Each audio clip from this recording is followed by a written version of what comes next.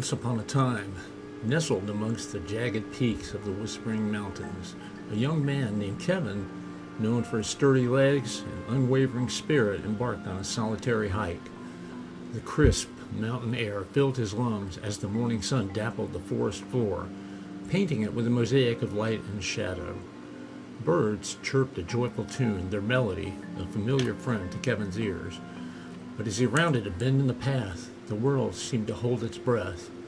The birdsong ceased, replaced by an unnatural stillness that pressed against Kevin's eardrums. He stopped, his heart quickening a beat. A strange fog, unlike any he had ever seen, began to creep in from the depths of the woods. It wasn't the usual morning mist that clung to the mountaintops, a playful dance of sunlight and water droplets. This fog was a sinister entity, a swirling mass of unnatural gray that devoured the light like a ravenous beast. It crawled across the ground, tendrils reaching out like skeletal fingers, and an oppressive chill settled upon the air, seeping through Kevin's clothes like icy needles. A primal fear, cold and sharp, clawed at his gut. Legends of these mountains, whispered around flickering campfires by weathered faces, surfaced in his mind. Tales of vengeful spirits trapped within the peaks, of cursed valleys guarded by unseen horrors, echoed in Kevin's thoughts. Though he scoffed at them as mere campfire fables, the chilling fog and unsettling silence lent them a sinister weight. He reached for his phone, a desperate search for a signal, a lifeline to the world outside this creeping dread. The screen flashed a mocking message: no service. He was truly alone, swallowed by the hungry fog that now obscured the familiar path.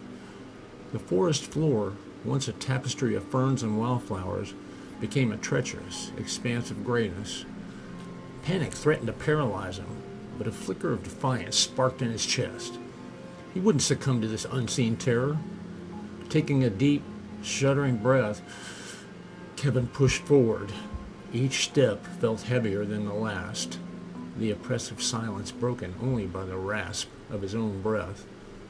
The fog seemed to condense around him, a suffocating shroud that made his vision blur.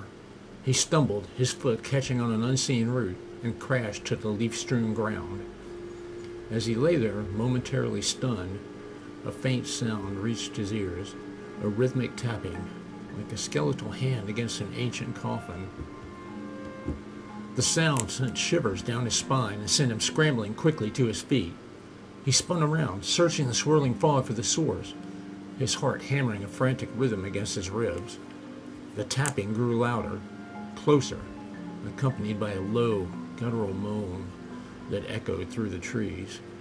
His eyes scanned the fog, desperate to pierce the veil and see who or what lurked within. Just then, a grotesque shape lumbered out of the gray mist. Tall and skeletal, its skin hung loosely from its bony frame, like tattered rags. Its eyes, two burning embers in the gloom, fixated on Kevin with bone-chilling hunger.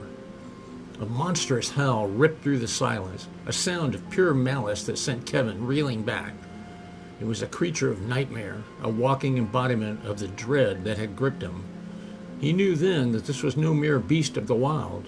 This was something born of a mountain's dark heart, a malevolent spirit given form by the swirling fog. Terror stole the breath from his lungs, but a primal instinct for survival took hold. He bolted, his legs pumping frantically as he pushed through the clinging fog. The creature was hot on his heels, its monstrous howls echoing through the mountains. He could hear the rasp of its bony claws against the forest floor, gaining on him with every step. Kevin stumbled over tangled roots, gasping for breath as he ran blindly. The path, once familiar, was now lost in swirling chaos. Exhausted and desperate, he tripped and fell, scraping his hands on the rough bark of a fallen tree. As he lay there, despair threatening to engulf him, a faint glimmer of light pierced the fog ahead. With a renewed surge of hope, Kevin scrambled to his feet and lurched towards the light. It grew larger with each step, taking the shape of a small, ramshackle cabin nestled at the foot of a towering peak. He reached the cabin door and slammed it shut behind him with all his remaining strength. He threw his weight against it, his back pressed against the rough wood. The guttural moans and the scraping of claws echoed from outside, sending shivers down his spine. He slumped against the door, panting heavily. A small oil lamp sat on a rickety table, casting flickering shadows on the wall. The room was dusty, and cobwebs hung from the rafters like ghostly draperies. A weathered fireplace sat dormant in the corner, devoid of any warmth. And, just as Kevin was feeling he had escaped to safety, the door crashed in. A dark shape entered, and the last thing Kevin remembered was two huge hands gripping him, and darkness swept over him.